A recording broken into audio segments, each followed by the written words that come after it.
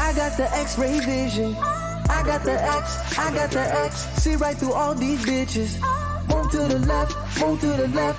I got the X-ray vision. I got the X. Maybe you thought you won, but I'm still undefeated. I got the X-ray vision. I got the X. See right through all these bitches. Move to the left, move to the left. I got the X-ray vision. I got the X. Maybe you thought you won, but I'm still undefeated.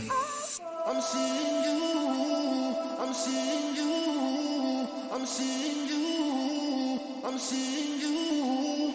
I'm seeing you. I'm seeing you. I'm seeing you. I'm seeing you. Hey everybody, good day, good afternoon. Welcome to the first batch of Team UK Overwatch World Cup Trials. I'm Big Hungry Phil, and with me is Gio. Gio, we've got a big bunch of talent here on display. You as excited as I am for it? I am pretty stoked. I mean, as you can tell, I'm wearing the jersey. I've seen Team UK play last year in the 2018 World Cup, and I know how excited I was as a Brit to be watching them all up there. So I'm very excited to actually be part of the process, or at least help, facilitate the process where we're actually choosing who's going to represent us this year.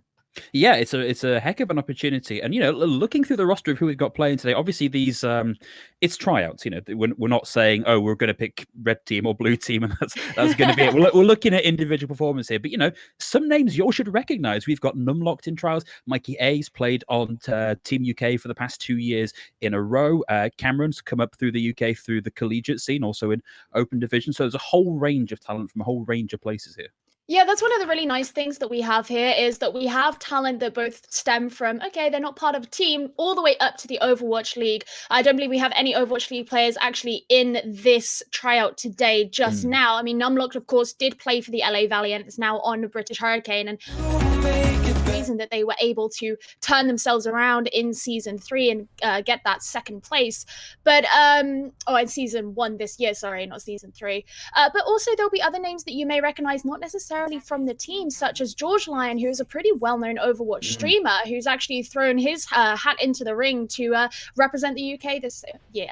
Yeah, and it says a lot about the fact that George Lyon is known as a Genji player, is coming in on the Brig, which is unfortunately what we do to our DPS players these days. But it's worth pointing out that for a lot of these maps, they're not playing what they think is best. They're having their composition dictated to them by Coach Hayes to see how they function as a unit like this. Yeah, that's a really important thing about the trials here is that it's about seeing how the people mesh together, how they play, how they work in these different sorts of compositions and set plays. So we're seeing things come into play already here, Phil. Yeah, so we are on Horizon and we've got the mirror matchup going for a rotation through space, all ready for the red team. Are they going to go for the full commit and go right the way through? No, it's no debate, going straight in. Fire strike from Cameron, doesn't find a target, backing right out again whilst they wait for some of those cooldowns to come back in the cold, noiseless void of space. And this is a really slow rotation coming out from red team. Numlocked in there with a big fire strike, 80% and climbing, gets taken out. No, Numlocked managed to find Cameron in that exchange most of the way to the ultimate already, and this is going to be a really big stagger. That's really unfortunate. And this is the kind of playstyle that we do expect to see here from Numlocked, because he's a very aggressive main tank who can get a lot of value very early on in those fights. Here we have Hybrid just chasing out the team, and that's going to be a lot of old charge accrued there for the blue team. And it's still going. They are pushing right up to spawn. Hybrid with the final blow onto HTP Harold, really going to have to hide the pain on that one. And importantly there, that does mean that it's going to take longer for the red team to actually respawn and come back, which means the clock is going to be ticking down even further, which is obviously a very, very good point there for the blue team. So, I mean, they're already getting things pretty underway. Yeah, and it is, but look at this ult charge. Cameron only on 56%, obviously dying fairly early on in that exchange, but Numlock had the climb on that ultimate so quickly, so this is a real hill to climb for the red team. Opting for a low ground rotation rather than backing out into space, Numlock's able to find Broadwell out of the fight straight away, and that is going to be the collapse and the follow-up, and the stomp. We're going to be coming out of this with even more ultimates. 6 ultimates nearly online for the blue team. We saw a nice sort of pincer there that was really facilitated by Zeal, because as the blue team dropped down, they were able to come from either side of the red team, use that shield bash to actually stun them out, and then that just left them so easy to bring down. And as you say, Phil, they have so many ultimates now on the board, with J7 just about to get his sound barrier, and this puts the blue team in a really, really big advantage, and the point hasn't even been touched yet.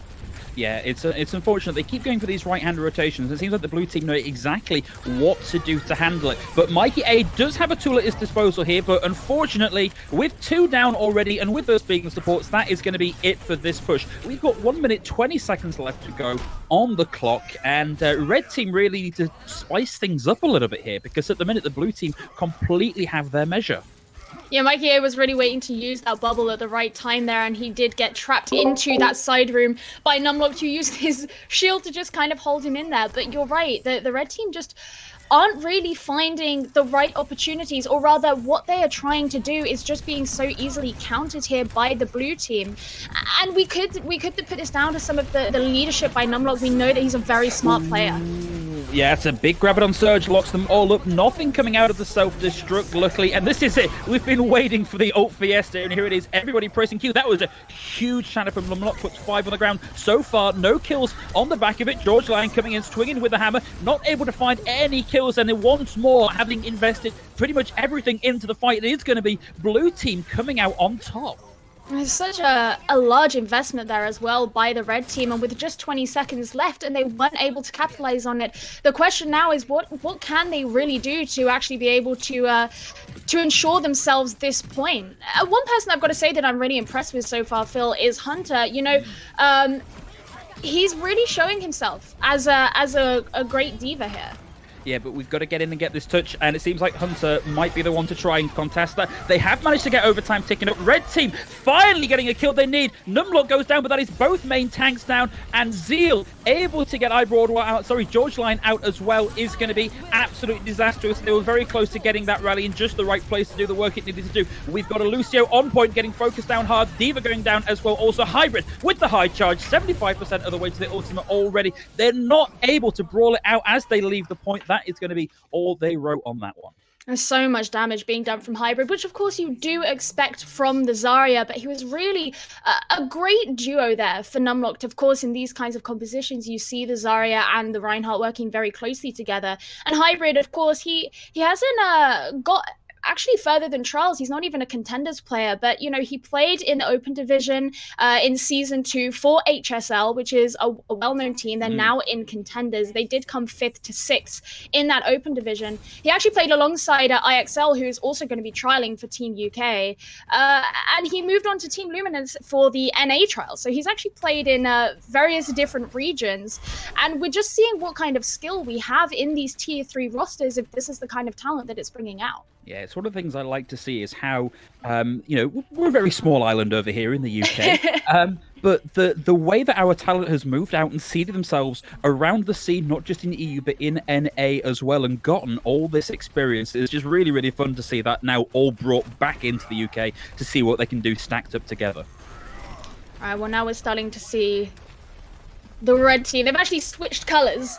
Yes, so defenders are always going to be blue, it would appear. But we're seeing the red team actually starting to decide what they want to do. And Morsy's waiting up here on this corner, getting ready to just jump in as needed.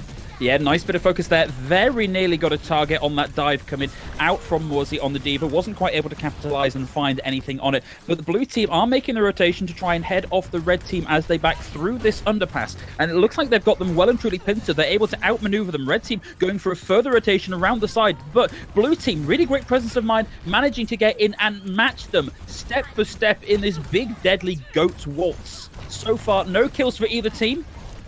Red currently playing on the high ground with Numlocked coming in for a cheeky flank around the back. I think knocked in.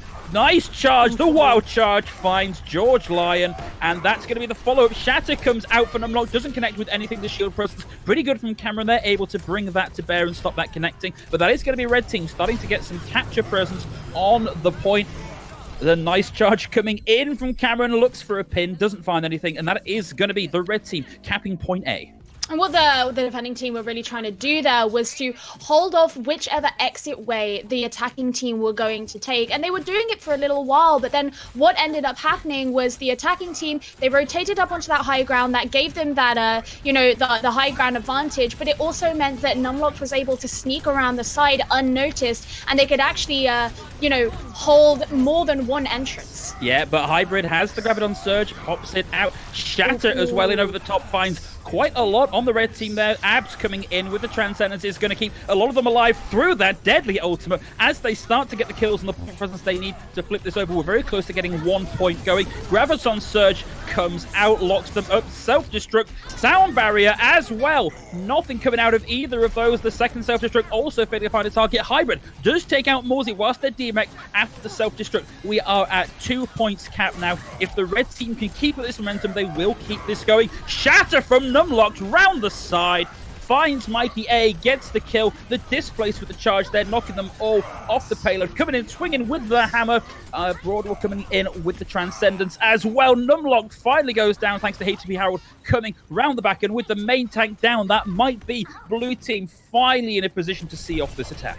Yeah, they're able to hold them off a little bit longer, but there's still 4 minutes on the point, which means that there's still plenty of time for the attacking team to come back. Once again, getting this stagger here, which you see a lot on Divas. It's pretty cruel, but it happens. Oh, they got the mech back. They immediately demech though, and are we going to see this play out again? Is this just the eternal? No, it's not. HTB Harold puts an end to the torture, but they are already one up in this fight. They can afford to press in if they really want to. Well, we're seeing there the red team actually back out because when the Diva got demeched and brought down, that's obviously going to add some more time onto that stagger, and they don't want to be making an engagement and actually using those ults for even feeding ult charge over while they're missing a member of their team.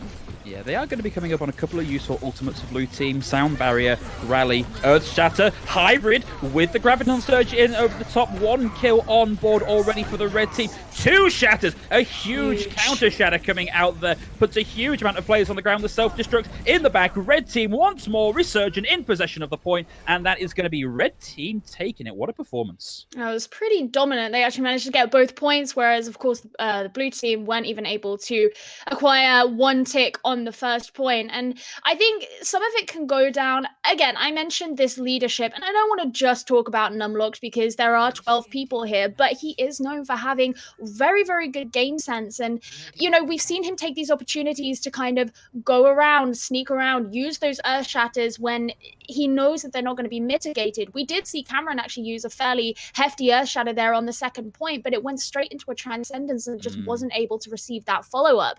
So now moving here onto Gardens of Lijiang Tower, we're going to see some actually a little bit more interesting type compositions coming out from these two teams. Yeah, it seems a lot more DPS focused. I don't know if they've been given the instruction they need to be running the 2-2-2 comp, but it certainly looks a little bit like that. And we've got a couple of different variations on it already. Hybrid over on the Tracer, looking to get some early damage in. Gets a nice 10% ult charge. Able to just stay out of range of the Winston and just peppering that damage against that big hearty hitbox. George Lyon over on the Pharah. Again, able to just stay out of range, pepper in that damage, get the assist on a kill there. Mikey A getting the kill onto Zeal as well, but Mikey A now trapped between a Tracer and a Winston, which is not a great place to be if you are playing a Widowmaker, and it does seem like we're going to get our first camp going over to the red team. I'm getting the res there on Mikey A and see if his Widowmaker skills can actually help change things over. And one thing about these compositions is it does play a lot more into the strengths, the natural strengths of these players, pre-GOATS meta. Yeah, but there's Cameron and Broadwell going down once again. A third one, Mikey down, Mikey A down also, is going to mean that red team continue to hold on to this point. I'm really enjoying how much Hybrid is kind of causing a bit of a nuisance on this Tracer, which really is her job. People forget that a lot. They just want to play the damage, but a part of her job is to kind of just be that bee that's sort of buzzing around and irritating everybody. But also holding this pulse bomb as well poses a really big risk for other players hoping to get into the point. Yeah, absolutely. That pulse bomb is the sting that goes along with the Tracer B, but we do lose main tank Cameron going down once again. But this is incredibly back and forth. George Lion with the barrage, not able to find anything with it. Really nice dive coming in there from Hunter, stopping a lot of that capitalizing, but able to get the kill on to the Lucio as a bit of a parting blow. George Lion still up and in the game with the Mercy there to keep them alive. Damage boost and Numlocked able to find Cameron with the Primal Rage. Cameron not quite able to get out of the way. Numlocked having to hide and wait for some of that health to come back just while his team do some clear up. Yeah, as you say, clearing up, and we're getting closer and closer to that 100% mark as we get into the 70%. I would have preferred to have seen George getting Eye Broadwell there, targeting those supports. It makes it very hard for those attacking teams to get in when you don't have that backup, especially when you're running a Pharah who needs that support from the sky. She does have the Mercy, of course, but you know, it's not quite the same, and as well, the sleep darts can really go against the dive. Yeah, that's a beautiful hack from Zeal. It gets Cameron as they come in, so they're not able to use the Primal Rage to stay alive. And Cameron is now down, and with the main tank in that 5v6, with Eye Broadwell going down as well, it's going to be even harder for the blue team to come in and actually capitalize on this. That is going to be Morsi demeched. Also, George Lion almost has the barrage, and in the right place. That is the sort of ultimate that can turn a fight around, but it's got to be quick and it's got to be impactful. Hybrid with the pulse bomb coming in, throws in the stick, doesn't connect with anything, but still good enough to scare a few people off. Let's start getting these final few kills in for the red team. It's Cameron left alive on the point. Finally booped off the edge. Self-destruct as the timer ticks over. That's going to be map number 1 going over to red team. And of course, that rapid dash at the end by the blue team to actually try and take the point back didn't quite work. They all didn't go in at the same time. Morsi died before George Lion was able to get in to potentially use a barrage. And Numlock was using his shield very well to prevent that from even happening. The splashback on the barrage will just come back in your face and kill you fairly swiftly if you are to do that. And besides, he ended up going down before he was even able to use it. So it just seems so far that this red team are working a lot more coherently. They're staying in the same place and following the same kind of plan, whereas the blue team seem to all be slightly on a different page and slightly doing their own thing because they're all getting kind of staggered out and playing a little bit differently. But this time we're having a change up because we've got a Sombra on the side of the blue team instead of that Pharah. Yeah, and George Lion did look for a second like they were going to be favouring the Genji, but not going to commit to that. With a little bit of a Sombra v Sombra there, which isn't a thing that we see that much of in a sort of direct firefight. Zeal in the back looking to try and get a support for an early pickoff, not able to find it. Mikey A coming in big with the clip, taking Zeal out of the fight. This is a good place to be for the blue team, especially with the size of that anti-healing grenade. It is going to take Numlocked out of the fight. Yes, Mikey A loses to Hybrid as well. Hybrid able to get Eye Broadwell. Cameron coming up big though, gets 2 at the end, and this is a much better look for the blue team.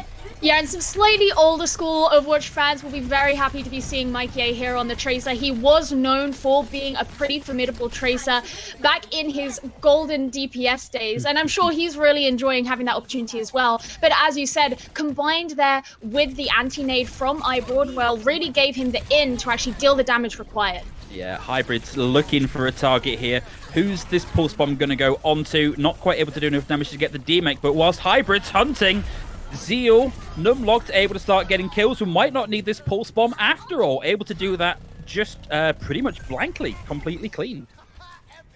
Yeah, seeing members of the blue team go down there. They were able to get 31% on the board. So, you know, it's not like they've got nothing, but they are going to have to fight through this. And of course, maybe looking to use that EMP to prevent the red team from using their ults first, but they also have an EMP waiting and ready.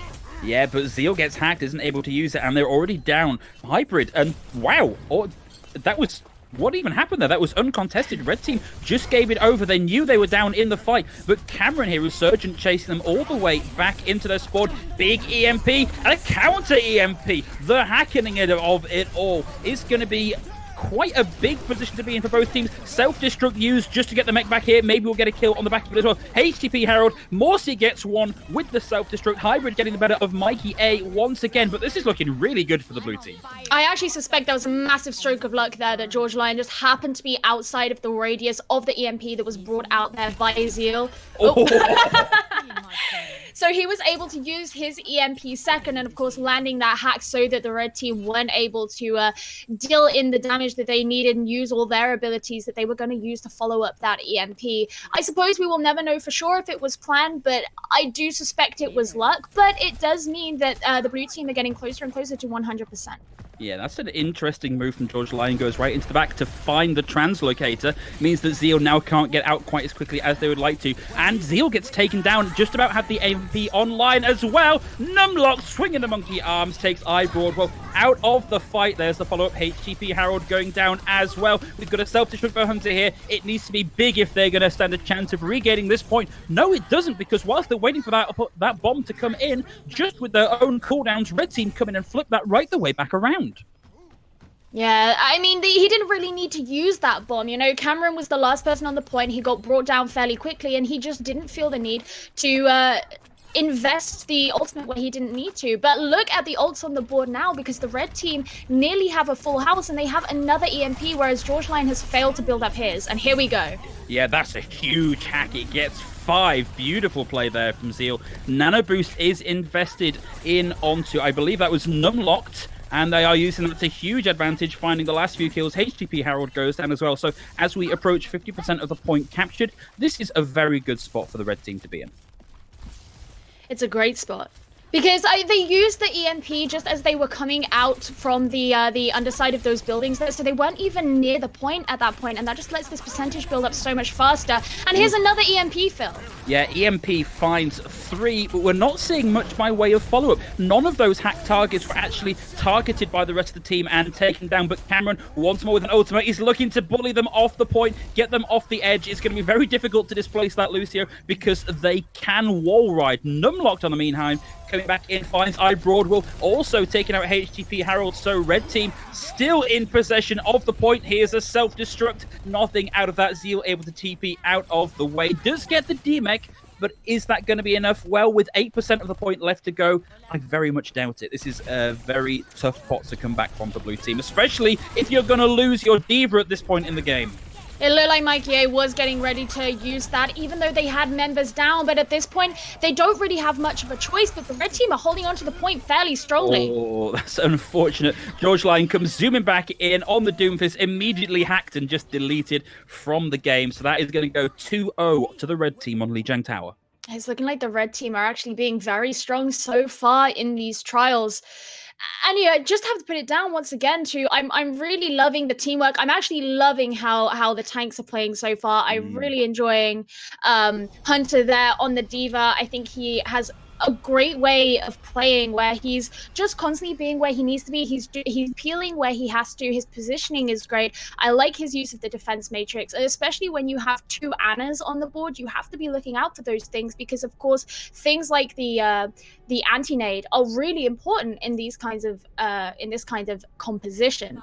But here, moving on to control center, usually these days you would be seeing the GOATS composition, so I'm liking that we're not seeing that. It's gonna perhaps see a little bit of a different side to some of these players. Yeah, you know what? You know me. I love to see Doomfists in the game, and we've got 2 now. That's a big wall out from Hunter. Doesn't maybe quite get the separation they would have liked, but it does allow Numlock to get a bit of early damage in over the top of Cameron. But Cameron is coming up on top in terms of ultimate charge, and there was a big nade there as well. Numlock falling very, very low, has been able to get back out and keep themselves alive in there. And we've got a bit of a Doomfist duel. Beautiful punch coming out there from Zeal, and Hybrid with the follow-up is going to take George Lion out of the fight, and that is going to be red team once more holding on to the points. We did, of course, see Morsi go down first there, and having your Zarya go down is really dangerous, especially when you have these aggressive kinds of heroes like the Doomfist, and of course with the Reinhardt, where you are going to rely on that bubble. And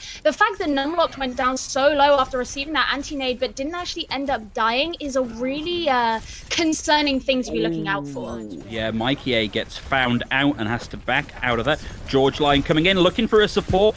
gets the displacement, not able to get the follow-up with the hand cannons and get the kill that they need. Cameron, very close to this ultimate. An ultimate like this, the Earth Shatter in the right place could be absolutely Yeah, but the huge. Blizzard. Numlock is hacked, and there's a Blizzard in as well. Here comes the Meteor Strike, does find iBroadwell as well, and are we going to see a team kill on this? There we go. Look at this. Zeal has found the escaping Sombra, I assume, has gotten out of the way, but Numlock comes out of this with the Earth Shatter still intact. And that's really key because, you know, Numlock has proven with his Earth Shatters, he's almost kind of known for it, that he gets them very, very quickly. But where you have these long corridors here on Control Center, using an Earth Shatter down there can be absolutely lethal to your whole team. But Mikey A is so close to the EMP that I want to be looking out for that to happen before the red team are able to use their ultimates. Numlock getting bullied. There we go. Big hack into the middle of it. Mikey A gets Numlock. George Lion coming in, takes out J7 and Hybrid. Cameron able to just go hog wild with that hammer and get the final few kills as the blue team come back in and retake the point with a team kill. And that was a good example of teamwork there from the blue team. We had Mikey A's EMP, it was followed up by Cameron using the Earth Shatter, and then George Lion dealing the damage into that to actually clean up the down members. But look at this, Hybrid potentially getting ready to be using his Graviton Surge to bring down the members of the blue team, pull them in all together, maybe use the Earth Shatter going into that to pull them all down. But it actually looks like they're going to be heading towards the point instead. Yeah, are they going to rotate up the stairs? I think they're just looking for their angle. They're trying to gauge where the rest of the team are. There's the Graviton Surge coming out. See, Meteor Strike in over the top, fails to find anything other than abs, or Cameron able to get most of the damage in on that kill. George Lion getting the better of his opposite number there. Are we going to see the blue team pushed in on the back of this? We're using Hunter's Wall there just to buy a bit of space and clear them to get out without taking too much damage. But the blue team are now in a position to play aggressively if they really want to and hold further up at the choke. Now, this is the interesting thing. In a lot of cases in Overwatch, you will see a defending team hold up very close to the choke because they control that point, but the blue team keep moving back out onto the main point.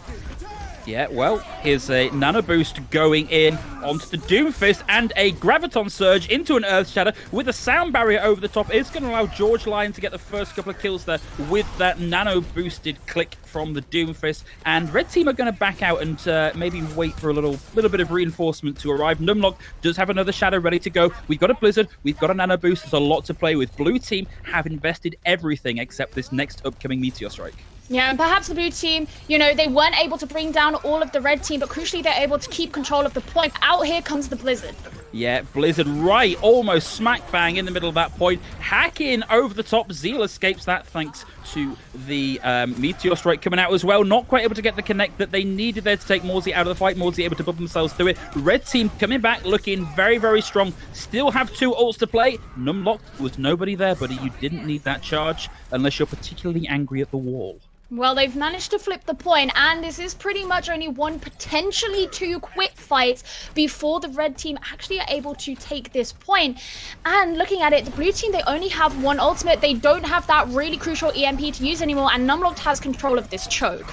There we go. Big Shadow hacked on the back of it, but that is a kill on the back of it. And Numlock, all strategy out the window, just swing the hammer, go for the kills, get it in. George Lion is able to get a parting blow on abs, but there's just not enough members of the blue team left to go. So we're going to see 3-0 for the red team in this fight. It was, however, a much more competitive round for the blue team this time. Yeah, and I think part of that reason is because we're seeing a lot of these players play on their kind of comfort roles and their comfort heroes being allowed to kind of pop off, if you will, on those DPS heroes. Because, you know, we have to remember that many of these players haven't come from professional teams. They've either come from tier 3, maybe, you know, the lower parts of tier 2. Some of them aren't even members of teams. Like I mentioned before, people like George Lion, who are they're Twitch streamers primarily, who have very high peak SRs and they're used to playing on ladder, but not necessarily in professional teams. So they're not going to have the same kind of experience in GOATS compositions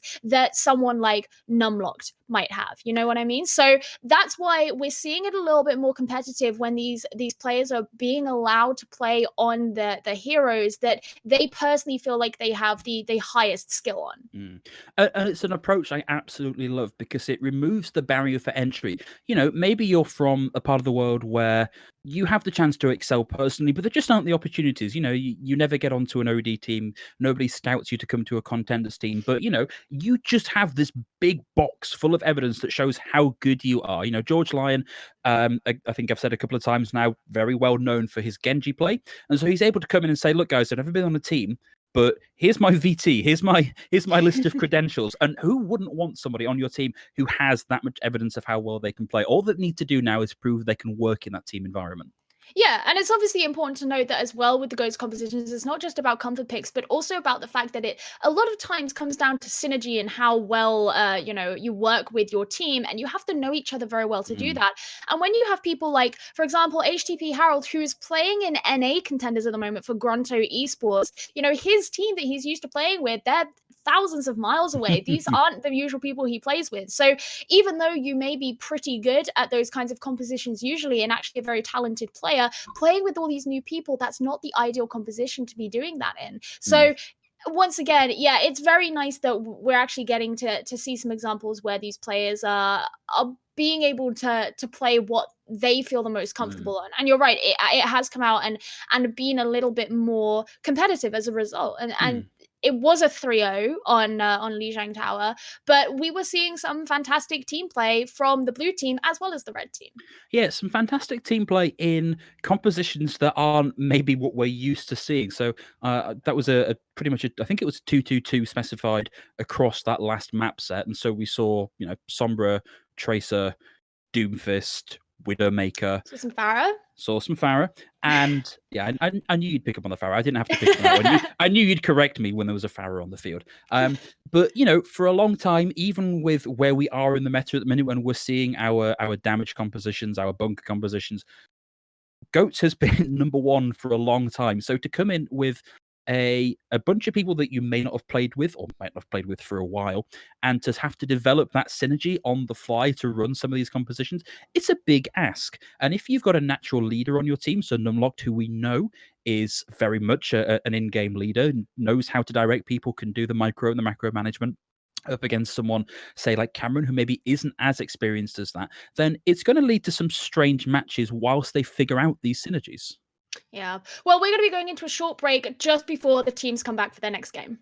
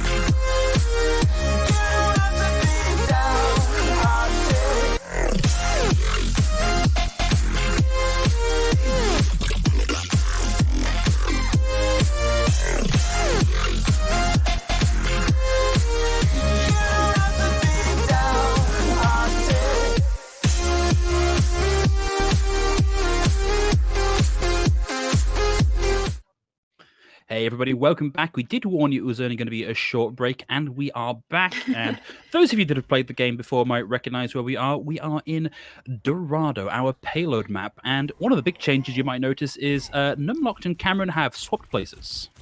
Yeah, they will be switching around to see how they fare with the opposing team. I believe everybody else is staying on the same teams that they were already on. So we're going to be seeing if that change in main tank is actually going to make much of a difference still. And it could well do, because I think we're seeing some very different styles of play from Cameron and Numlocked. And I think something that I was talking about as we went into that break was just how good Numlocked is at being an in-game leader. Let's see if he can replicate that success with a different group of players now that they've not got that synergy working for them.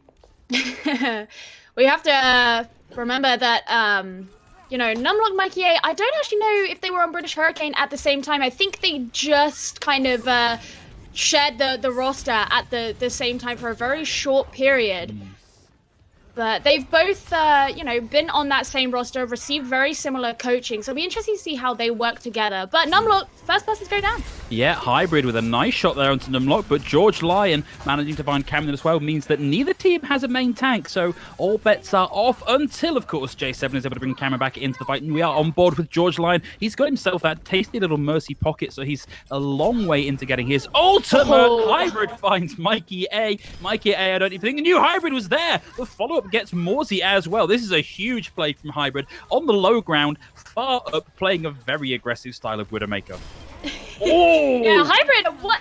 He's really doing pretty well here, and I mentioned him earlier how he's not even in contenders, but so far the skill that we've seen from him, getting very, very close to that infra site as well. Look at the difference between him and Mikey A. He's on 99% and Mikey A's on 47. I mean, this is just a crazy amount of aggression. I'm used to seeing a little bit of push to stop a recon test coming in, but it seems like the red team are just out for blood here. Yeah, the really important thing here is the fact that the blue team are having to deal with Hybrid, but actually they were able to get the payload fairly quickly through to that first point. And so we're seeing the blue team having to hold this defense a lot further back rather than having that strong initial defense. Oh, yeah, we've got a nice... George Lyon nearly gets countered by his opposite number, but he finds Zeal, crucially. Hybrid is able to bring in the equalizer, taking iBroad well down. Abs is forced to throw in the Transcendence, and the self-destruct from Morsey finds Abs. So blue team looking like they may finally be able to get a bit of point presence finally. They just got to get rid of these last few members. It is, of course, going to be difficult to displace Hunter with that Mercy pocket. J7 round out of the way. Broadwell finds Cameron. Also, Morsey still there up and in the fight. Blue team, are they going to be able to come back and recontest this? Well, Mikey A popping that infra site so that as the red team start to turn this corner, they have a better idea of where these members are. But of course, Hybrid down there, he knows where Mikey A is, and he's not going to put himself in that line of sight. No, you could almost taste the frustration from Mikey A looking at the outline of Hybrid, not able to find any sort of line of sight onto them. Really nice play from Hybrid. Hunter has the self-destruct ready to go, has to get out, but managing to get top back up again. Self-destruct coming in, clipping the geometry, and it finds two. George Lyon and Broadwell fall victim to that exploding mech. Hunter in a very good position there with that bomb. HTB Harold brings George Lyon back into the fight, and George Lyon has another dragon, and they want Cameron so much, but they weren't able to get that kill. Cameron able to turn the tables round completely. Zeal with the dragon, ready to go. Just needs to get rid of Mikey A in the background, and then just a casual flick to the right with the dragon to try and interrupt that recontest as it comes through. But we have capped point B now. Mikey A been having a little bit of a hard time, but I think that the red team are actually having quite a good time and be able to deal with this defense, because here on Dorado you typically have the defense a little bit further spread apart, especially on that last point there where we had both the Hanzo and the Zenyatta up on the bridge and everyone else is sort of in different places, and the Diva has a really important job to be in many points at once. So we see these two Divas flying across the map quite a bit, and of course these self-destructs come in. It's going to get anyone getting down there. finds Zeal in the background, Transcendence from Abs, and the Dragon Strike also serving just to try and boost it for people out of the way and buy a bit of space for the red team on defense. Hunter with a self-destruct of their own. Numlock's able to get out of the way, drops the bubble, stops any of that damage coming through, and in the meantime, George Line able to find Abs in the fight also. Numlock 54% of the way to the ultimate, looking to try and get in and do enough damage to bring that in, display from the point as it comes round. Mikey A not able to get out of the way of Zeal, flinging their own body across the map with that grapple hook at the end. This is an incredibly tradey fight, but Numlock looks like they might be starting to turn things in the favor of the blue team with a couple of kills on the back end there. And red team, a huge amount of aggression in this fight so far, have finally had the brakes put on. Yeah, finally having that payload stop there. And I was wondering when that was going to happen, because even once they entered the third point and these kills were coming up on the board for the blue team, the payload was actually still being moved. But it seemed to me that it was the point at which Cameron started going off on his own. You know, he was going after Numlock, but Numlock had Morsi right next to him. So there was that extra damage being dealt in. And of course, the Winston's job is to kind of, you know, bounce around, dive on certain members. But if you're going 1 versus 2 like that, then you are in that massively disadvantageous position. But Numlock, I think, getting ready to dive upon the backline of the red team. Yeah, Numlock smells healers and he's out for their blood, but may have put themselves in a slightly disadvantageous position, is able to get out, but they were hunted down there by Abs. J7 coming in with the Valkyrie, going to use that to try and get a bit of damage boost into the team. Nothing coming out of that Dragon Strike. Zeal coming round the top, very nearly put themselves into the line of fire of that self-destruct. Morsi, George Lyon, Numlock getting a quick triple, and that is going to be all they wrote for that push from the red team. Yeah, the red team did have that Valkyrie going by J7 there, but was brought down to the ground pretty swiftly, and HTP Harold actually popped his just after that, which gave them the extra push that they needed, that damage boost, that healing boost, so that they could force the red team out. Now, there is still just over 2 minutes on the clock here, so the red team still have plenty of time to kind of get their bearings, come together, but because the payload is stuck under this bridge here, and they have to deal with the blue team who are defending on top of it, this is why it makes it quite hard, and they have to commit to these dives first. Yeah, they do. Both Hunter and Cameron have ultimates ready to go, but they are going on the chase. They want Numlocked, and they've got Numlocked, which is a great start if they can get in and start to capitalize on that early pick. Hunter throws the self-destruct in, finds Mikey A. They're very much up in this fight. George Line able to take Hybrid out, though, so that's no sniper for either team. Cameron with the Primal Rage smacks HTP Harold down out of the fight. Red team looking good here. They can afford to push in and bully Numlock. Numlock on their own. Sadly, not quite able to keep the life through that. Has the Primal Rage, it isn't enough. Cameron gets unlocked out of the fight, and that is going to be a completion for the blue team. I think one of the important things that the red team, I believe we're attacking, not the blue team, that were actually starting to... They don't have names. You can get confused easily, you know. But one of the important things that happened is they knew that they had to start targeting Numlocked. And the thing is, that's a lot easier to do when you're running these sorts of compositions over the goats, because you don't have that Zarya come complete with the bubble that's right by your side. You don't have all these different members working together so closely to keep you away from the Reinhardt and give you that overshield like a Brig can give you, and give you the extra healing and sustain. So, of course, when Numlock's making those dives or kind of going off on his own a little bit to try and aggress upon the red team, that means that if the red team decide that they're actually going to all go for him and specifically target him, which is of course the whole point of dive, then they can bring him down fairly swiftly. And they know that he is a leader, and they know that he is kind of pulling the reins a little bit on the team. So bringing him down gives them so much more room to actually move the payload and, you know, enforce their attack. Yeah. But pretty standard defense coming out here. Both tanks over on red, looking to try and drop down, do a bit of early damage, get out again, buy some space for the snipers to do enough work to get a pick. All of Zeal's arrows there going over into Morsi. Morsi down to half health. Not quite able to get the kill they would maybe like. Opting for a reposition here to get out of line of sight of the sniper. Maybe don't need to do that now, because Hybrid gets the better of Mikey A in that exchange. And Hybrid goes face to face with a monkey, immediately taken out with a bit of a combo effort there from Cameron and Lumlock. Hybrid finds George Lion also. So this is the blue team already stopped up in a pretty unfortunate position. It's going to be very hard for them to break out of this unless they can get one of these early picks. And something fairly worthwhile to look at is the assist that we're seeing in the kill feed. We're seeing abs appearing on a number of them for the red team, just showing that the target prioritization is actually very coherent in the red team. They're landing those Discord orbs on every single person they're planning to kill. Yeah, Hybrid there was waiting for the health to come back and pop the head and went, okay, great, there's a target. That's all we needed. Cameron has the Primal Rage on board, ready to go. J7 with the Valkyrie also waiting in the wings in a very literal sense. Blue team look like they're not quite sure how to approach this. They do get an opening pick with Broadwell going down. Sorry, with a Hybrid going down, but of course with the res there to bring them back in immediately into the 5v6. Dragon Strike out from Zeal. Morsey though eats it. It's not often that you see that happen. You've got to be very close to make that work. Self-destruct out from Hunter. We need a bubble quickly.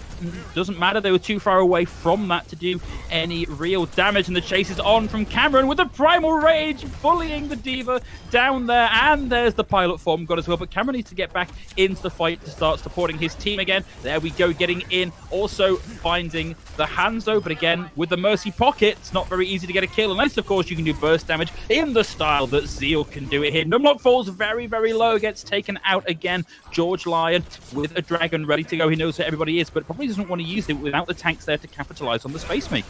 And one thing I've noticed that Cameron's been doing very well on this defense so far is monitoring all those different entrance ways that the attacking team can actually reach the payload. He's been sort of dancing around through. We did see him go after Morsey a couple of times as he made his way up the stairs and through some of those alleyways and rooms. And he's just been very good at monitoring that and being able to act upon it. Yeah, completely. Numlock, though, initiating with the with the Primal Rage. George Lion just waiting for J7 to slowly glide through the bubble, eventually finds a headshot. And finally, with just that one ultimate from Numlock, they open up a huge amount of space and start to finally push the payload on. So they're going to start making their way through the marketplace here, and they don't have that much time left on the board, but we'll see if another fight can actually be brought out before they do reach the point, as we're seeing Cameron start to come through here, but he's going to go down fairly swiftly as he was pretty much just trying to jump there on the payload, and he was going against an entire team. It was never really going to work, but Hanzo fight. Yeah, it's a Hanzo fight. Everybody, oh! Diva's interfering in a Hanzo fight. Have you no honor? Hanzo around the outside looking for a reposition, and this is aggressive from the blue team. It's very similar to what we saw from Red on their attack round, pushing right up to try and take some of these fights early. Morsey coming around to support their Winston as they make the dive in, backing out. A lot of damage up there. Don't maybe want to commit too hard to that if you can help it. Nice bomb, just clips the edge from Hunter in the back. Finds HDP Harold. Goodbye, Harold. That's a 5v6. Out comes the Primal Rage for the red team. Also, Cameron coming in, swinging those arms, looking for a close on the back line. Zeal is able to do a lot of damage and generate another ultimate and take out George Lion. Hunter with the following kill onto Mikey A. And the red team came out pretty well on the back of that fight. Yeah, I mean, it looked like the blue team, they were doing pretty well with the payload because while the fight was happening up here on this high ground, they still had a couple of members down on that payload. But of course, when that happens, they're just left completely unguarded, which just left them at the mercy of the self-destruct, which came down upon them. And once you've lost the mercy, especially as no, she wasn't Valking. No. Was she Valking? No, she wasn't. But she was still healing, and she provides so much healing for the team that you kind of just got to back out. Yeah, and that's an early 2 for the blue team. The red team have got to know that they are not in for a great time on the defense here. And yeah, they're going to have to back up. They have got plenty of time for another fight, though, so it's maybe not the worst thing in the world. And they're coming into this, they will have a Dragon Strike, which is a great opening tool. Well, provided it doesn't get eaten. Well, yeah, we have seen one of those so far already. George Lion gets the opposite number. Hybrid gets the better of Mikey A, though. George Lion sending a few of those arrows into the masonry. Again, still has the dragon on board, ready to go. Is going to try and stop up that entrance. Wasn't quite able to find J7, but with the res coming through as well, we're going to see blue team start to get the advantage in terms of kills. Hunter demech'd whilst they were killed, whilst they were in the middle of remeching, and that is going to be the point capped also. So we are in point number 3. Blue team finally making their way through.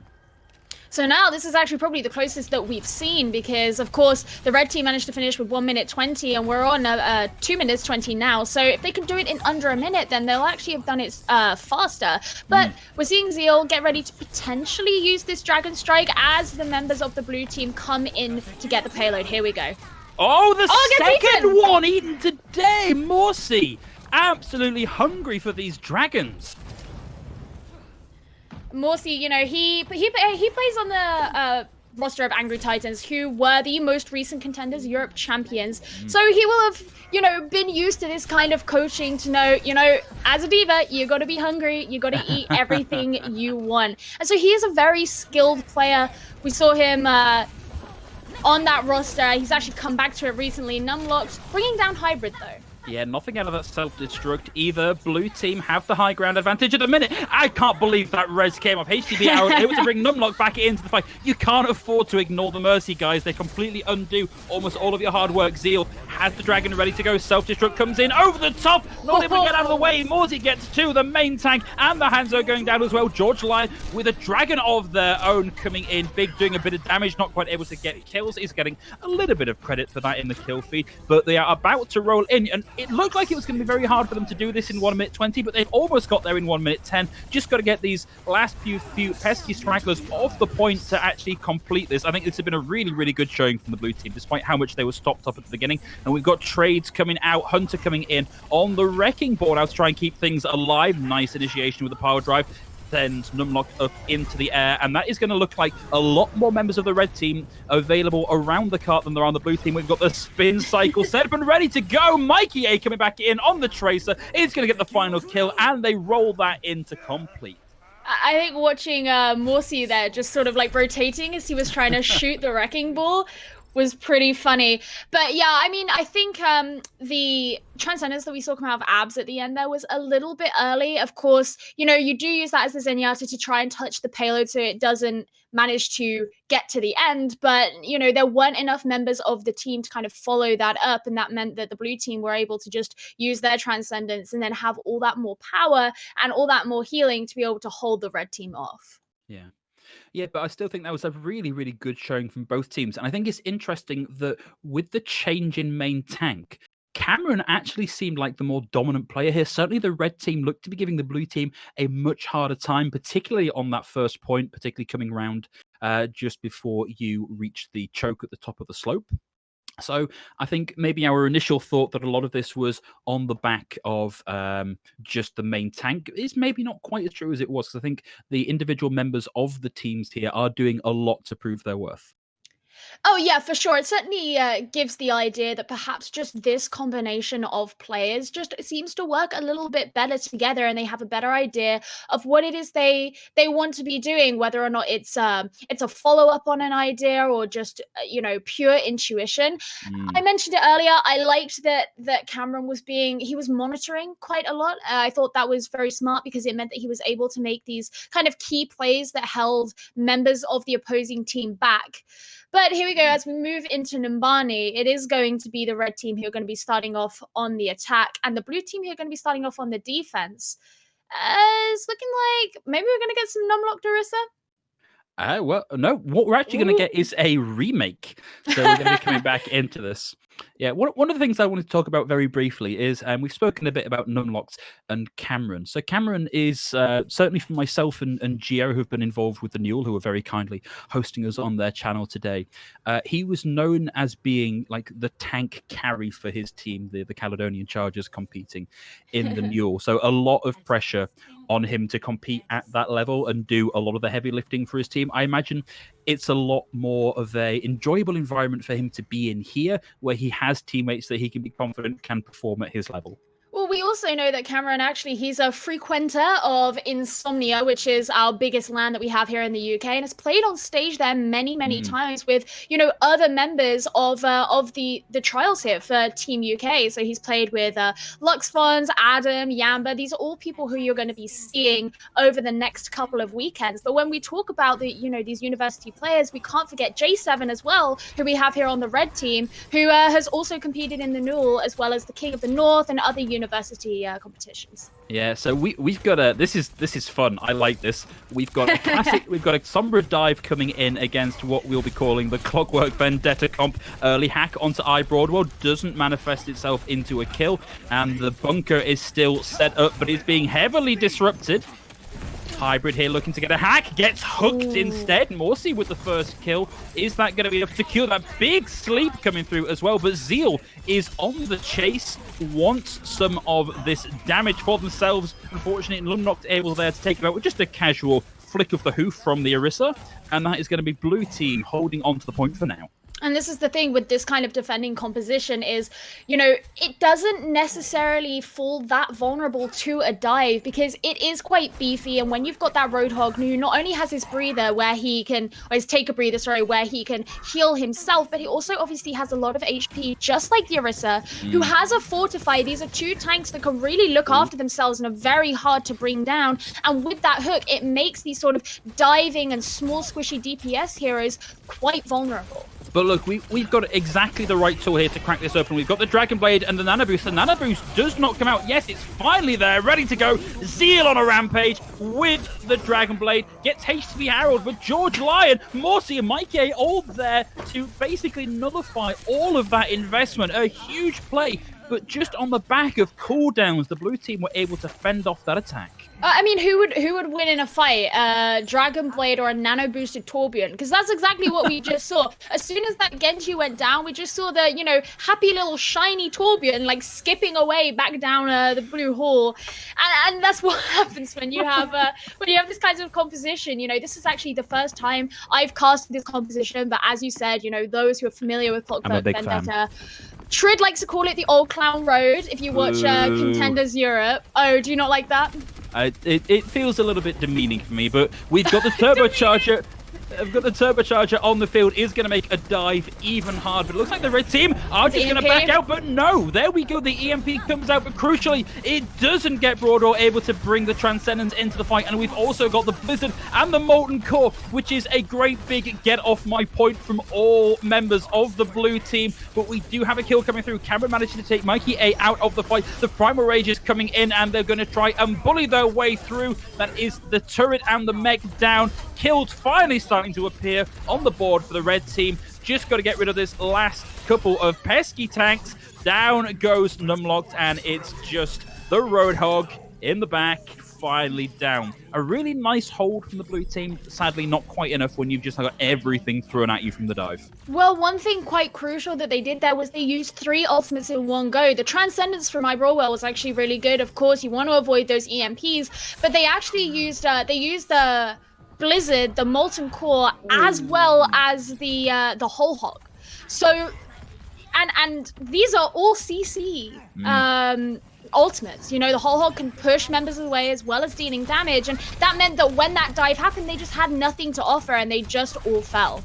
Yeah, that was a big hack coming through onto Hunter. Here's a Dragon Blade coming out from Zeal, gets into the backline, finds both healers in the blink of an eye with the dash, also finds the Sombra, coming in back just onto the right clicks with the Genji Shurikens, able to pretty much wipe out the entirety of the blue team with that ultimate.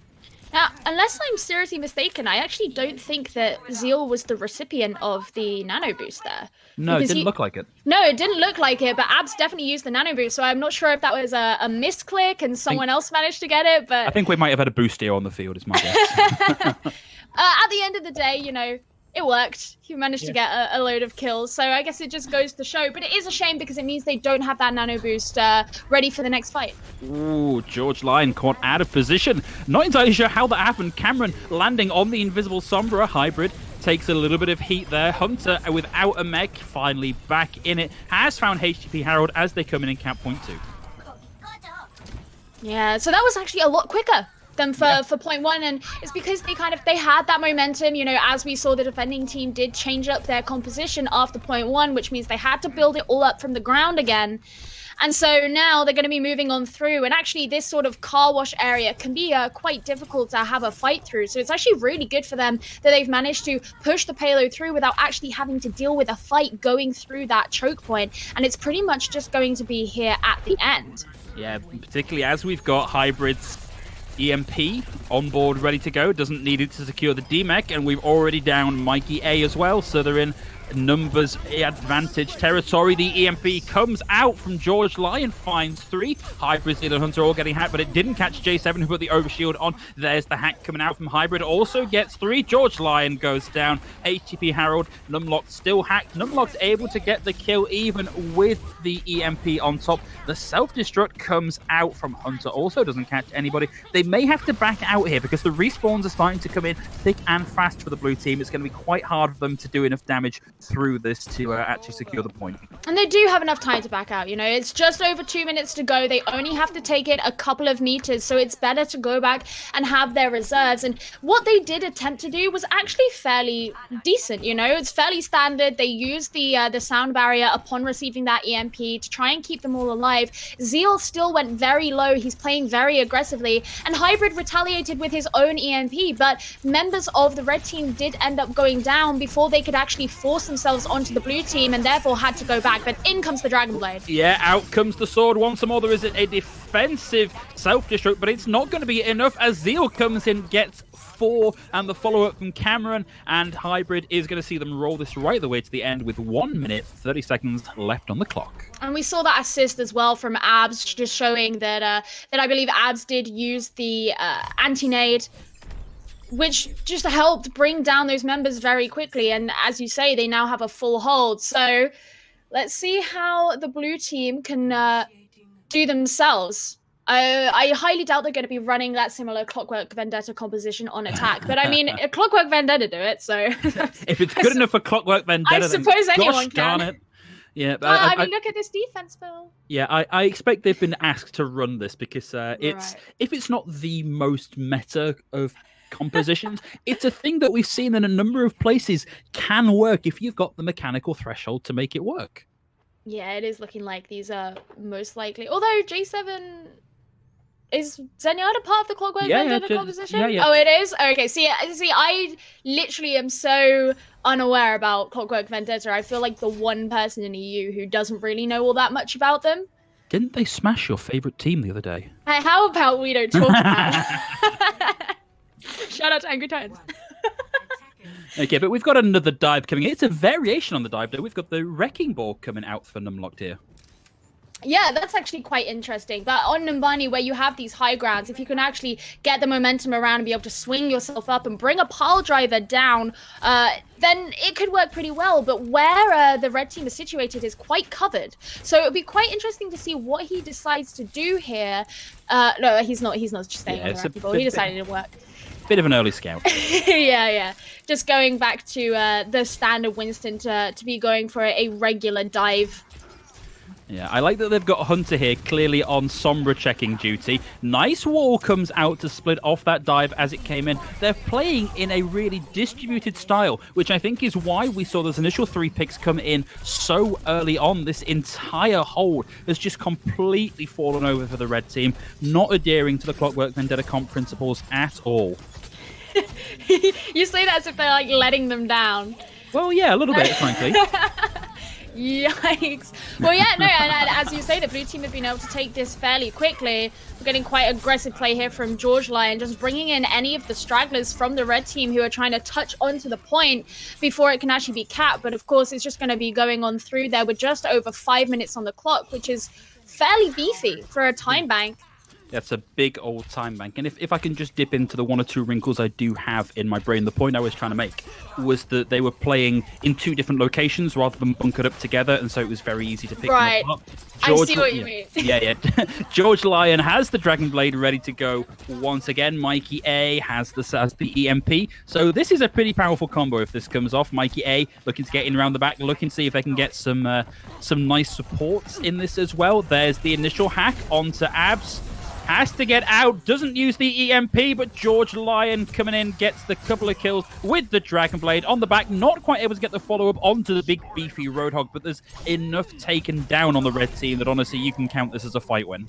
Well, yeah, it would have been ideal to have used that with the EMP, but it didn't really matter in the end. And Broadwell, of course, used his nano boost to facilitate that, and it allows the blue team to actually continue on here. And they've had a fairly uneventful attack so far. You know, we've had some changes to the composition throughout the red team. Of course, Zeal switched onto that Sombra for the last fight, and now we have Hybrid on the Tracer, and in comes the EMP. Yeah, EMP is big, but it doesn't get Hunter, who is able to deploy the Blizzard, but it may just be Hunter left alone on the point, and you've demeched the Diva, but just in time for them to bring the self-destruct out, mitigating a lot of that incoming damage. Hunter gets hacked and taken out of the fight, and that is going to be the blue team with the mop-up finally catching point 2. They're finally going to be able to hold on to this, which means that we could have a situation that we didn't have in the last push, but I did mention it, where you have this defense. I'm sorry. They could bring, the red team could bring in a defense fast enough to actually get to this this car wash situation. But yeah, they're going to be coming all the way around the corner. So if they actually manage to dislodge the blue team here, this could be quite hard for them to regain. Yeah, it really could, but that's a nice opening pick from the red team. They get 2, and crucially, they get the main support, and they get the main tank, and they can afford to start aggressing out a little bit here. There's the Diva trapped in the little room, but the counter hack comes through onto Zeal from Mikey A on the high ground. Hybrid coming around to challenge Mikey A. Manages to get the chase and the kill as well, whilst Cameron comes in, lands on the poor Demec Morsi pilot form, and we are going to see the red team finally manage to hold. Now, there are a couple of really key alternates here that you need to be looking for because they are in this sort of narrower choke point area, and that is the Primal Rage and the EMP, because if either of these are used, they could seriously dislodge and disrupt the attack that the blue team are actually trying to do, and it looks like Zeal's probably getting ready to jump down and actually use that for his team to follow up on. Yeah, I think just waiting for the right opportunity, but the blue team are going for a sort of interesting rotation. Morsi, I think maybe not so much a rotation as it is just running away from a Tracer. Hack not quite able to commit there. Oh, Hack comes in. I mean, it doesn't stop the Dragon Blade coming out, but it does stop the dash reset, and Morsi manages to eat the Pulse Bomb as well, and that is blue team absolutely huge, coming up getting all the kills, basically getting a team wipe there. Yeah, that was actually a really good way to deal with those incoming ultimates in a situation where actually they should have been in the disadvantage there. They were being really careful with their positioning as well, Phil. You mentioned how they were going through the side because they didn't want to be bothered by that EMP, but in comes that Primal Rage and the EMP. Yeah, had to pop the Primal Rage just to stay alive. Numlock with the Primal Rage of their own finds Zeal, and that is going to be red team heavily in favor on the cart. Self-destruct in over the top. The bounce from Cameron takes down Morsi. HTP Harold and Morsi able to get a couple of kills of their own, and this is going to be Stall City. I think Zeal coming in on the Doomfist wants to get into the point quickly. Good presence from George Lyon, just trying to get supports in the back. They know taking out the Anno is going to make things a lot easier. Good couple of kills coming out from Zeal as they get a 1-2 punch, and the blue team are going to have to back out and try this again. They've got 2 minutes 37 seconds left to go to cap this though, so I don't think they're too worried. There is time. What I would have liked to have seen is George Lyon actually backing out a little more. He's a little bit bloodthirsty, I've noticed. Now, of course, he's a Genji player. He likes to deal in that damage, but he likes to hang around in a fight potentially longer than he should be, and that's something that Zeal's actually doing a little bit better. He's, of course, the counterpart on the other team, but in come the blue team again. Yeah, it's a deep dive from Hunter, goes into the back end with a bit of help there from Cameron. Takes Bridewell out of the fight. The self-destruct back up down Main Street from Hunter. Casually finding George Lyon without even looking. Is in danger here. Gets booped away. Managing to not get out of that big play coming out from Mikey A, securing that D-Mech.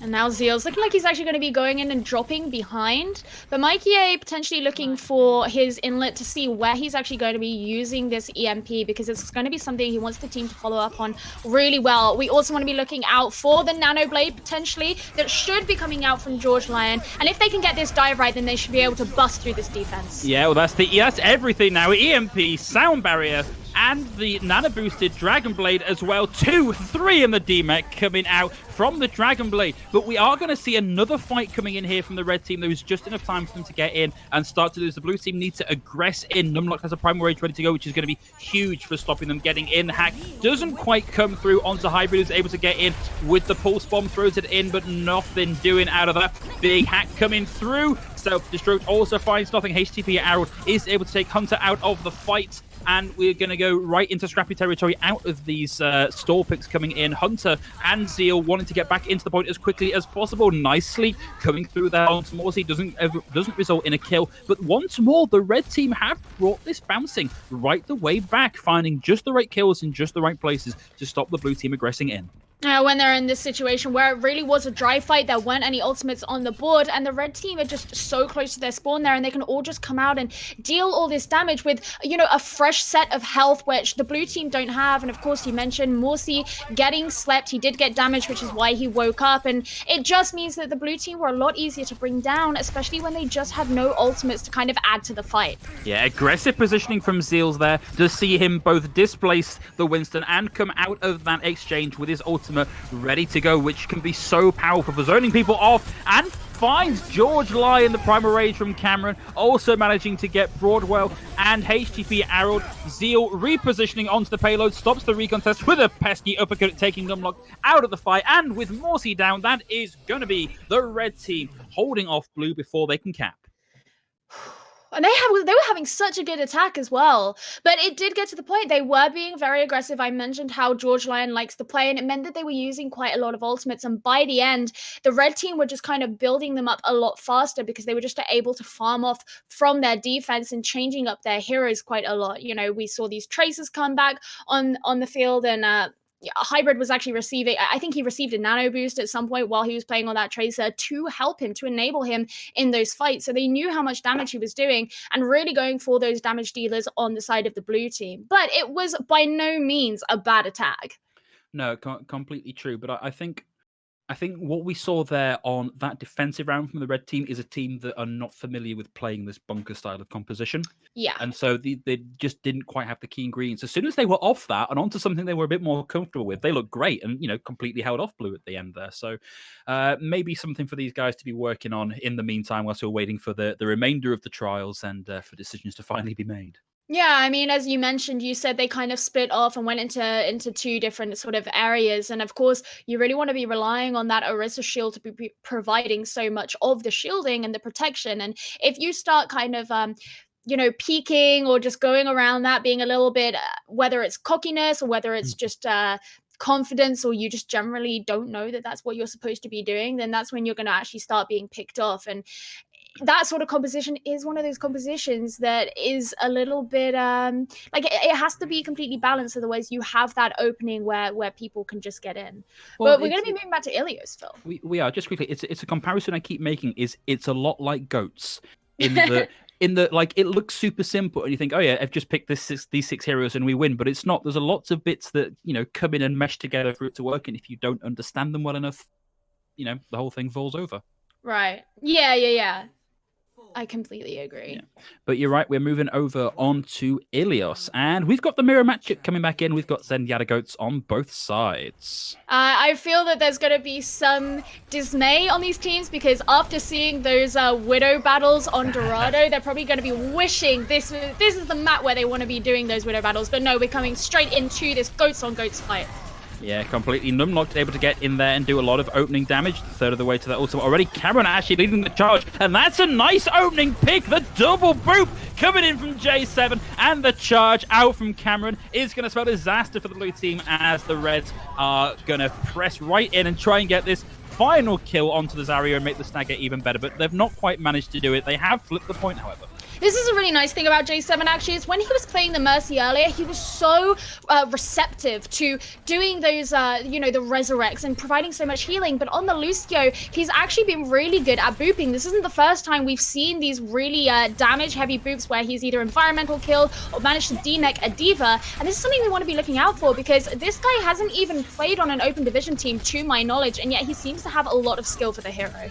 Yeah, it's a testament to how well the scouting for Team UK is going, and that we can pick these people out even without the possibility of having seen them on a team. The Shatter comes out, doesn't find anybody. Shielding there from Numlock, too good. Graviton Surge out on the field from Mikey A, and the counter also, but the self-destruct able to fight. No, the self-destruct got eaten according to the kill feed. Not sure quite how that happened, and it looks like the blue team are starting to get the kills they need here with Numlock going down. However, that might be just enough for the red team to bring this back, because they've still got Cameron alive and on the field. So what looked like a very good fight for the blue team may be actually actually not quite able to turn around. Although the kill there onto Morsi at the end, this is incredibly back and forth. It's kind of hard to pick who is winning this fight at any given second. Morsi has a self-destruct ready to go again. Gets shattered, but this Transcendence is there to keep them alive, and we see Cameron fall in that exchange as well.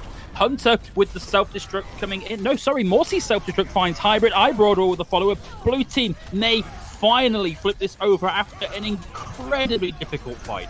It's a testament to actually how aggressive these two teams are in how fast they built up those initial ultimates, and so many ults were coming out really early on in the fight. But then also there was a lot of point charge. There was or point percentage, I should say, that was being garnered as the fight was going on, and it wasn't until they actually jumped down onto the point and we had a bit more of a back and forth, and there wasn't quite as much of the typical ebb and flow that you would see in per se like an Overwatch League match, because the teams were just kind of going on and continuing to fight even when members were missing, and that led to that back and forth.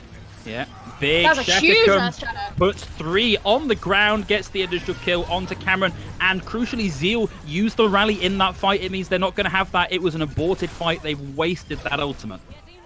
And this means now that the blue team will have more of an opportunity to actually try and reach and match that same percentage that the red team already have on the point.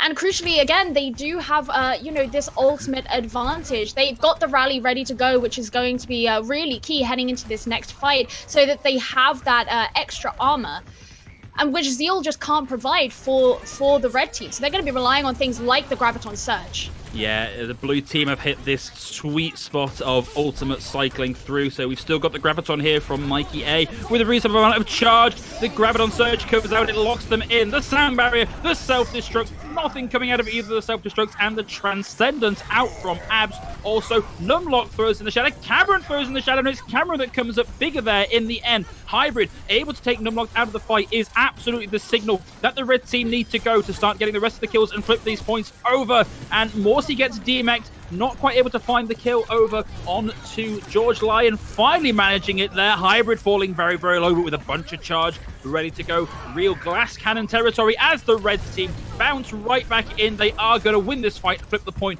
back over. There's only a few % left in this fight. Yeah, the red team's response to what happened in that previous fight was just to go more aggressive. They sent Zeal in, and again, that means that he has the rally now, and now the situation is swapped from what it was before. But something really crucial that happened before was the stacking of support ultimates, which means that neither team actually have either a sound barrier or a transcendence ready for this next fight. But it doesn't matter, because the blue team didn't make it in time. Yeah, not quite quick, unfortunately. I mean, Zeal would have had the armor there to give them the benefit, but, I guess we'll never know now. That was actually a really, really a pretty fast point. And again, I did say, but it was a really aggressive play from both of these teams, being led by those two main tanks who are just so eager to be cleaving and landing those Earth Shatters. And we actually got some pretty spicy Earth Shatters from both sides. But now they're actually going to be switching over onto that Winston here for Well, which is, fun fact, my favorite point in the entire game. That's because you're a Pharah player. Yeah, it was if you see Pharah anymore in Overwatch. Well, Cameron and Numlocked over on the Winston. I do feel like Cameron's been getting the better of Numlocked on the Winston pick specifically. Maybe not quite so much on the Reinhardt, but I think this is going to be his time to shine. Well, something that you have to remember, of course, is that Numlock's had so much more practice on the Reinhardt of late, because he's been playing for British Hurricane, where in this meta where Reinhardt's so much stronger. Ooh. Opening pick there, iBroadwell. Just as I was giving him praise, Cameron gets taken out by iBroadwell, and the red team are just going to try and back out here and avoid giving too much ult charge over to the blue team. They want to reset really as hard and as fast as possible, but the blue team do not want to let them go. HTP Harold out for blood, wants to pepper in as many of those clicks as they can. Well, of course, when you're chasing a team out like this, you would be stupid to not try and go and farm as much ultimate charge as you can as they're leaving, because they just don't really have anywhere to go, and they're certainly not going to engage in another fight. So it's just so easy to do that. And here Numlocked, he's guarding both of these two entranceways like we saw Cameron did earlier.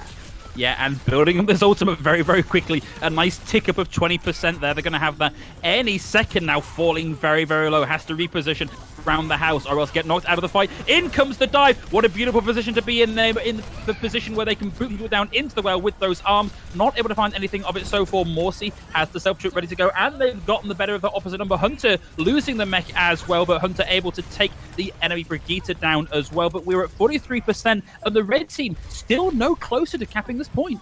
No, and this is the thing, we're seeing this disengage here from the blue team, but the red team going back in, and well, that was a big Graviton Surge, locks up almost all of them. Nothing out of the self-destruct, unfortunately, thanks to a sound barrier from J7 and good positioning from the bubble. But now the red team, with the Graviton Surge ready to go, could be in a better position here if they can just find the angle to capitalize on it. Hybrid, they've got 78 charge. They're in a position to start melting some fools if they can only find the targets. We've got a very pesky Lucio jumping around, keeping this point alive. Out comes the Graviton Surge. It gets 2 in it, but the Transcendence is there. It's not enough to protect HTP Harold, but once more, Cameron falling to a support early on in the fight. Mikey A with the follow-up, and that's going to be another fight lost at 85%.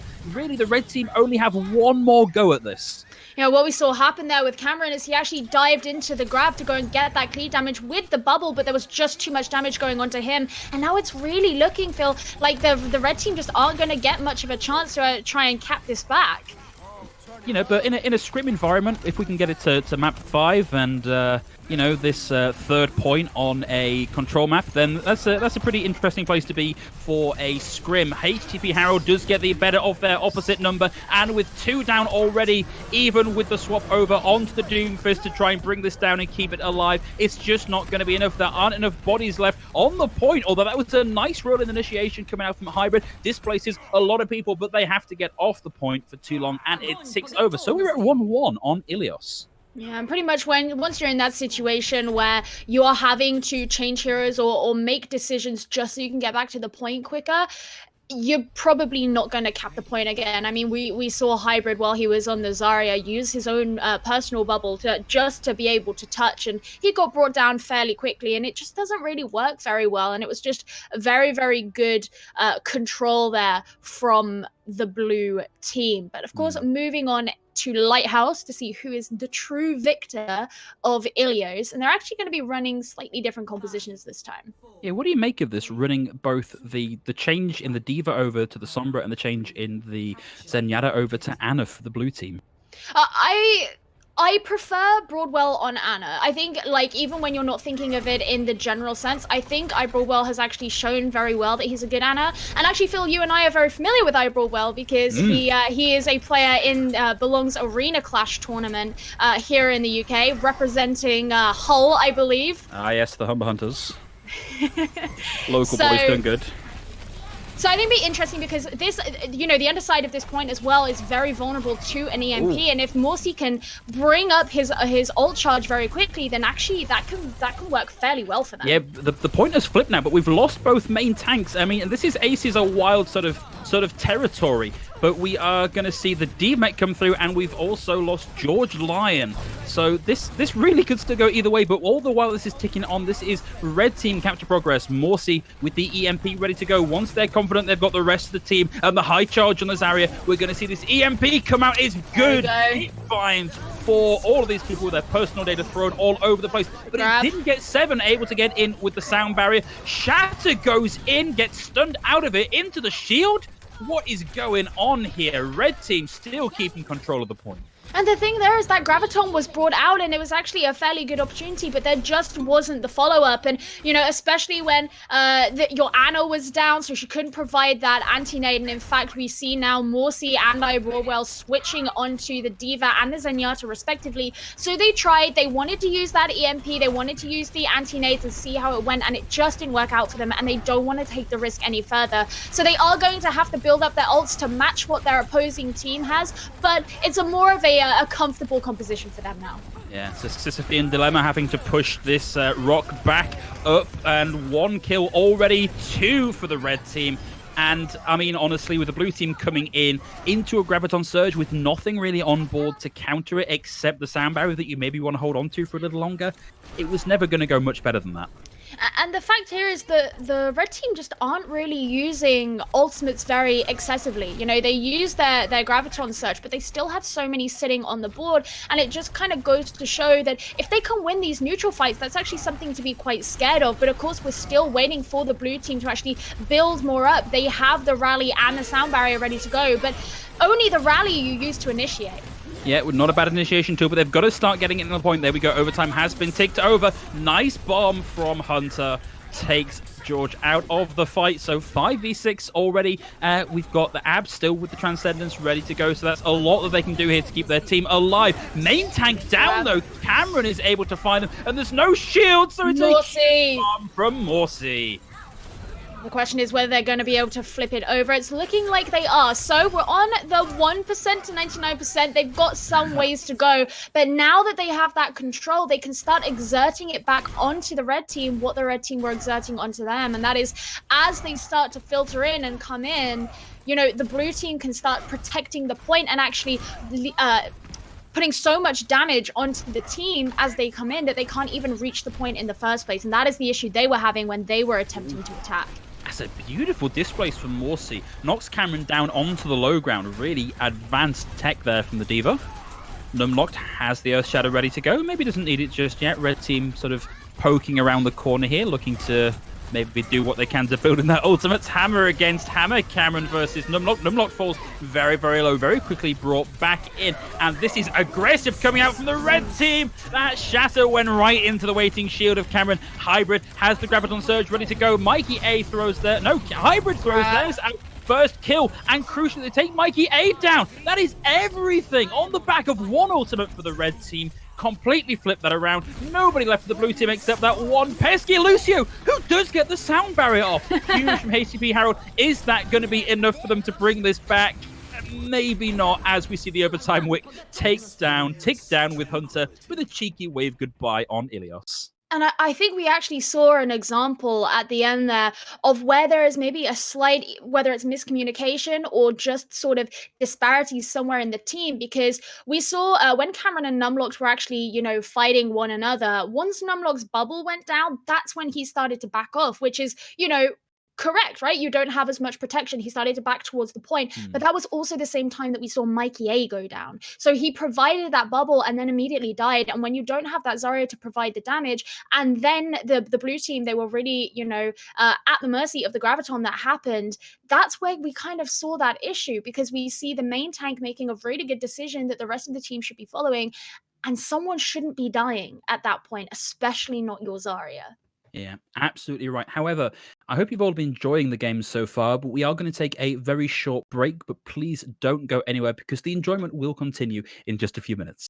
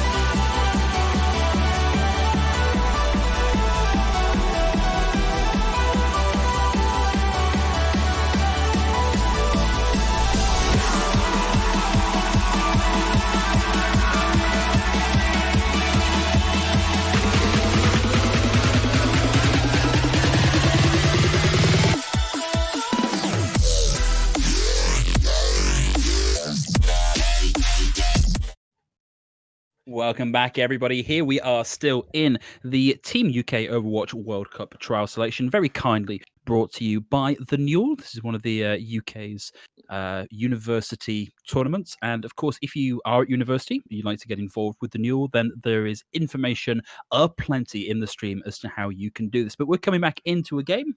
We're going to be moving over onto Blizzard World this time. Blizzard World.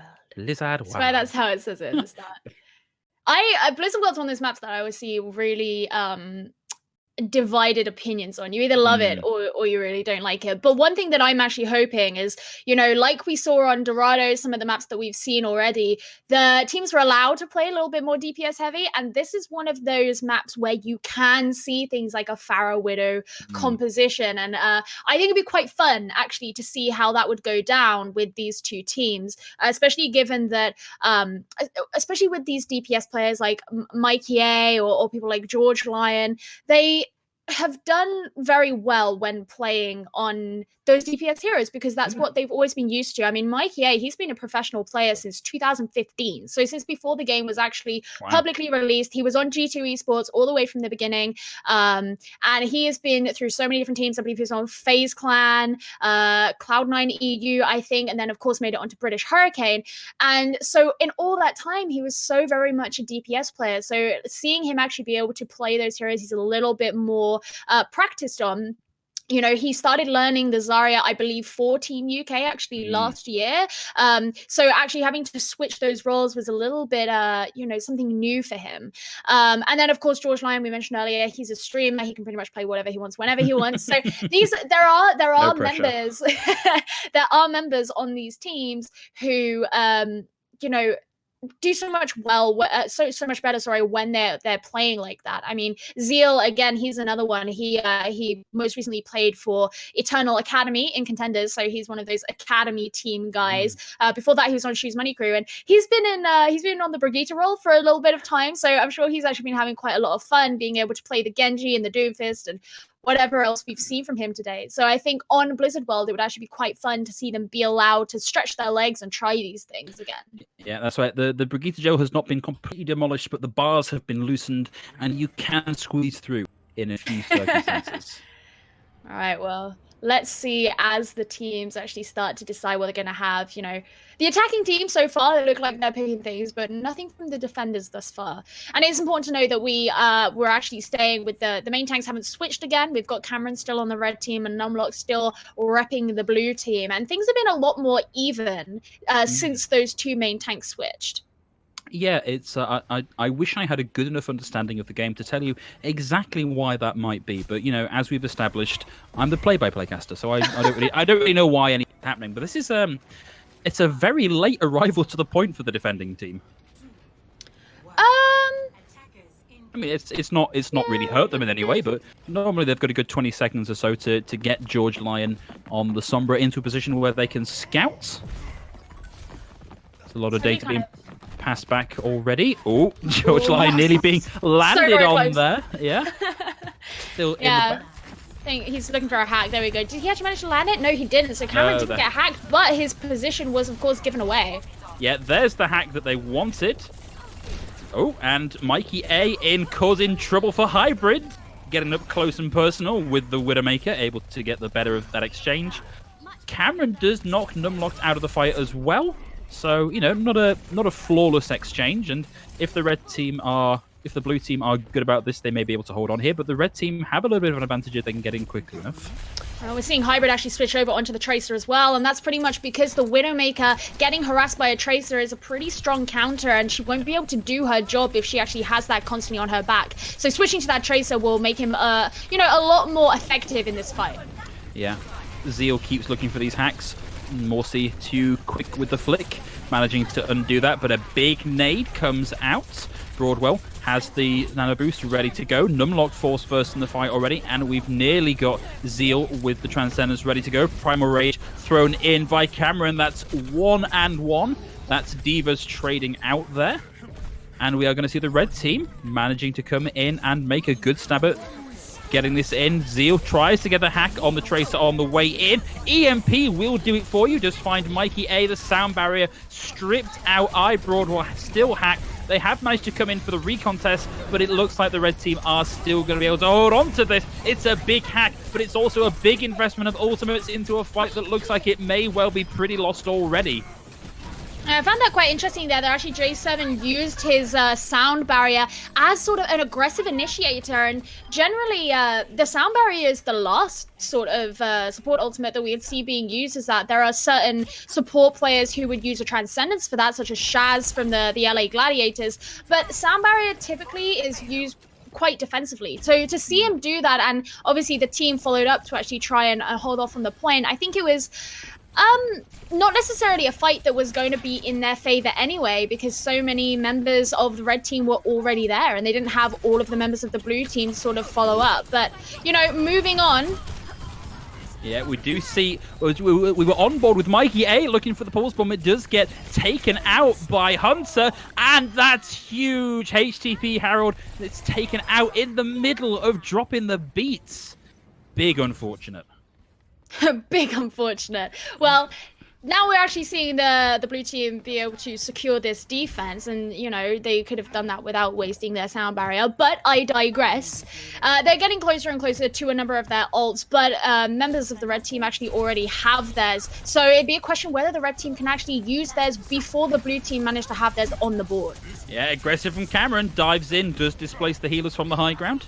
Backs out without taking too much damage, back to the safety of the cart. If they can do that cycle a few more times, they'll be in a great position. Zeal in the back here with the EMP, comes in, finds 3. You need to follow up for that to count for anything. That's a big translocate as well, right the way out. George Lion has an EMP of their own ready to go, receives the nano boost of all things, also gets the tries to get the kill on Hunter as they're coming in from the remake. Mikey A gets a pulse bomb kill. It's huge. Mikey A falling victim to their own pulse bomb in that exchange. Blue team, though, are going to take control of this, but the sound barrier coming out is going to stop almost any and all value from that nano boost that went out onto Hunter from finding anything. It was a really interesting exchange of resources there, because of course when the first EMP came out, both of the healers on the side of the blue team actually got hacked, which meant that obviously no healing was going to be able to be received, but it just wasn't capitalized on enough, so the red team weren't able to bring them down. And then the blue team managed to build up their own EMP and use that in response, and obviously using that sound barrier on top of it as well just gave them the extra power and the extra oomph that they needed to actually push onto the red team and push them off of the payload, and this is why we now see them coming back in. Yeah, but with neither team having an ultimate, we're in neutral fight territory. An opening pick there is huge, taking Abs down out of the fight as well. George Lion able to get a lot of ultimate charge in on the back of that hack diva. Morsi has the self-destruct, but the EMP was there to stop that being capitalized on. Zeal coming out of the back, looking for another target for the hack, is at half health. This is a dangerous position to be in. Oh, beautiful prediction on the translocate reset. Zeal getting the better of George Lion in that exchange. Morsi again has the self-destruct ready to go. This is going to be a huge zoning tool, but Zeal getting Mikey A as well. Zeal's been performing so well on the Sombra this point. Now, I think Zeal's having a really good time not playing Brigitte, but I do have to be honest, I'm still confused as to why the red team aren't taking advantage of the EMPs that they keep having, because there were 4 people hacked in the last EMP and none of them went down. I'm really confused by this.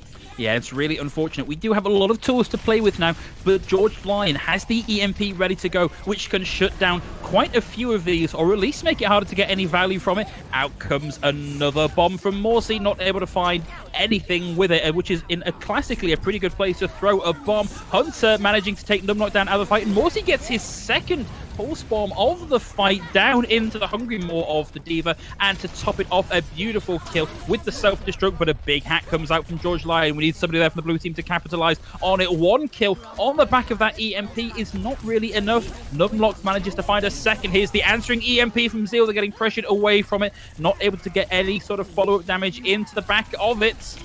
Red team maybe doing slightly better in terms of kills. 1 Solar's particle effects have cleared, and Zeal from the high ground. Out comes Abs on the Doomfist, swapping off the Ana, which is it's a weird swap, but you know, if you can make it work, why not? Let's see what your Doomfist is made of. Abs. Hunter comes in with the self-destruct. We've got Numlock taken out of the fight. Red team, with those swaps at the end, have come in and kept us in the fight. Now, so much effort and most importantly, resources had been expended by the red team to actually achieve that when they had so many opportunities where they could have done it with so much less investment. But nonetheless, they have managed to get it on through. And hopefully they're going to be able to actually manage their resources a little bit better going into this, because this third point can be quite hard for the attackers to manage to pull through. And if they have to be constantly spending all of their ultimates to actually win a fight, then they're not going to get that far. Yeah, and again, we're in neutral fight territory. We've just got the 2 pulse bombs that generate so quick. They may as well be on a cooldown anyway. Mikey A on the hunt here has found his opposite number. Hybrid pops the relocate. Coming out of that, Hybrid finally finds a kill, and that is going to be Hunter. So many pulse bombs eaten today. I can't think the last time I saw so many pulse bombs going down. Zeal with a casual butt of the Uzi, knocking Mikey A out of the fight. Red team looking to be in a very, very good position here as this payload starts to roll towards the end game. The thing that I find so impressive about Hunter is he's just finished his A-levels. When I finished my A-levels, my brain was like liquid. And he seems to be on it, eating so many pulse bombs at the moment. Not even just pulse bombs. He was eating, dragon strikes earlier and whatever else. So, I mean, he's really got his head in the game. Yeah, absolutely. HTTP Harold throws in the sound barrier to keep as many of his team alive as they can. Self-destruct gets numlocked, and that is going to be the complete on the map. They were able to do it. I still believe that I think they could have done it faster, but they were able to do it, and that does set a precedent for the blue team, who have to come in and do it for their own attack now. So let's see what they're all going to be coming out with. Probably something similar where, maybe we'll see some traces from the start of it without, bringing out the Widowmaker and then later changing. But as you say, like a Tracer ultimate, her pulse bomb builds so quickly that it's not all that much of an issue. In fact, we saw one of the pulse bombs be eaten earlier, and like a second after it got eaten, when I saw it in the kill feed, he was already on 44%. Yeah. So... If your tracking is there, if you can follow a small target and get a clip into the head box, that's a lot of ult charge for not really a huge amount of investment. Well, actually, it looks like we're going to be seeing an Ashe come out on the side of the red team, as well as this sort of, the Orisa hog. Some people like to call it pulled pork, but that just makes me hungry. You should try being a vegetarian. It gets rid of that. No. So I suspect they'll be holding quite far forward, and if this Ashe is anything to go by, then that's probably right. Oh, we're getting a bit of a pause. Yeah, we've got a little bit of a pause. Not entirely sure what the cause of the pause is. Maybe we've got a disconnect or a bit of a lag spike. Not a disconnect. They're all there.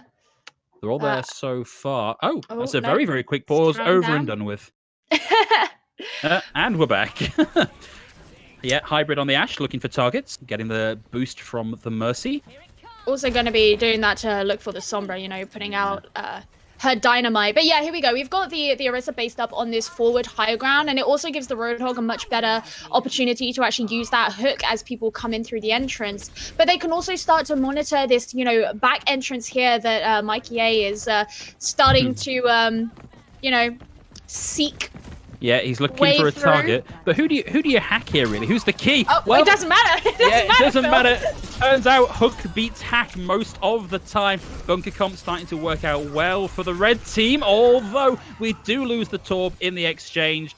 But there's enough space for the Mercy to get in and bring them back in. And 60% of the way already to getting a Bob on the field. Yeah, Torb got, he got resurrected, so they're going to be able to come back and reform this composition. And it was actually quite dangerous waters there, because if you do start falling off of that high ground, then that leaves you really vulnerable to the attacking team, because you're not in your ideal formation that you want to be in. But of course the blue team actually backed off, so they were able to reform just fine. Yeah, Mikey A went right into the middle of that chaos there and couldn't seem to find a target to actually aim at. And in the meantime, we lose Numlocked in the fight. Mikey A not finding a lot of options to charge the EMP, which is what they want to dislodge this bunker. Yeah, so the blue team, they're gonna have to be coming back, and these ultimates aren't building very quickly. George Lion has got his, but if he just goes in on his own, he's going to be taken out very quickly. They're not close enough to that nano boost to actually hang around and wait for that. I mean, they could if they wanted to, but it would probably take quite a while. And of course, with that shield up, it just makes it very hard for the Ana to kind of hit all that much to build it up. She's just got to rely on constantly healing up her team and hoping that it builds up fast enough. Yeah, not going to be able to heal up J7 though, as they take a bullet to the dome from the auto-aim turret. And it's going to be 2 down for blue team. 1 minute 38 seconds left to go on the clock. And the DMEC, we're going for the hammer kill. That's it. Zeal just wanted that in the scrim. They wanted that little symbol next to their name. And what's going to happen here when the blue team actually attempt to do a dive? Because the red team, they've got the Molten Core, which is probably one of the most dangerous when you're diving because it completely blocks off an area. But also they have the whole hog, which can push members of the team away. Yeah. And Bob. Bob is this 1200 HP Omnic monster who can is another member that you have to deal with. All right, so that positioning by Mikey A has split the bunker now, so we've got a 2v4, but we've got almost all of the ultimates to the red team on board, ready to go. But we've identified Mikey A and George Lion, Broadwell coming in. Nice hack on the EMP, sends ours down. And that is going to be it as the Dragon Blade comes out with a boost. But one from Bob is going to get the equalizer. We've got the DMEC also. Zeal still alive on the point. Doesn't have an awful lot to play with yet. Isn't going to get the overload just yet. Cameron has the turbocharger, but a nice jump from Numlocked at the end is going to put paid to Ash. But Hunter still alive on the hunt. Finds Numlocked. Mikey A goes down. So a big investment of ults from the red team, but they come out of that on top. Did Mikey A solo EMP as Zenyatta? Yes. What? There was a whole team up there with ults. That was not where you should have used the EMP. And ultimately, if he had used the EMP on the rest of the team, who had these really dangerous ults for his team, that could have been a really easy push for them. Yeah, Hybrid gets the opener though, and that's 2 and 3 down. Red team holding on to this point, do not want to let it go. We've nearly got Hunter's whole hog as well on board with Zeal as they come in with the melee kill at the end there. Mikey A, the casual turnaround from Zeal there with the bullet to the head is going to put pay to all of the blue team's hopes for Blizzard. That was a lot different. Yeah. That wasn't quite as close as these last few maps have been. And when we look back to the first map that we casted and then we think, oh yeah, maybe it's down to the main tanks. No, it's not. I mean, I'm not saying that Numlocked is not a good main tank by any stretch of the imagination, but it does seem to be more about, like coordination, understanding, team play, synergy. And just this red team is just getting on so much better together than the blue team is. Yeah, but I think it's been a really impressive showing for everybody all told. Everybody seems to have had a real standout moment in this. So it's been a really, really good set of maps to watch. And I can't wait to see what the decision is going to be on the back of Trials. Yeah, sure. And this is nowhere near everybody who is being selected to even trial for this team. I mean, we saw 7Lions put out a tweet showing, the list of everybody who was going to be trialed. And that this is 12 people out of what feels like the entire population of the UK, except for me. Yeah, I didn't get an invite either. Brain's too smooth. Yeah, that's why. But unfortunately, that is going to be all from myself and Gio for today. But don't worry, we're going to throw you over to a couple of names that you might recognize. I think it's Jaws and Leg Day. Is that right? Jaws and Leg Day? I don't know. Yeah, Jaws and Leg Day. Contenders, casters. Anyway, guys, they're going to be here to guide you through the second half of today's trial. So please don't go too far because the fun ain't going anywhere.